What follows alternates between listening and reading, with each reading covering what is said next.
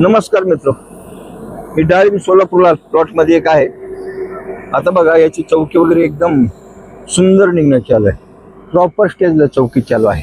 परंतु काय झालं, सकाळच्या राऊंडमध्ये एका दुःखा मावा दिसलेला आहे. चौकीची कळीमध्ये रूपांतर होईपर्यंत याच्यावर बारकाईने ऑब्झर्वेशन ठेवा.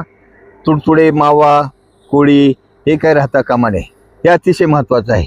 चाडता कामा नये, त्याच्यानंतर खाता कामा नये. ह्या सगळ्या गोष्टी महत्त्वाच्या असतात. त्यासाठी सकाळच्या राऊंडनंतर लगेच फवारणीचं नियोजन केलं. बघा, चौकी अशी एकदम प्रॉपर स्टेजला चौकी चालू अशी चौकी निघणं गरजेचं असतं. त्यानंतर जेव्हा फूट पुसायची वेळ तेव्हा फूटचं पुसायचं कसं सांगणारच आहे. परंतु आजच्या फवारणीमध्ये लगेच मार्शल 600 लिटरला 750 मिली आणि M45 1 किलो म्हणजे एक प्रति ब्लोअर अशी फवारणी चालू आहे.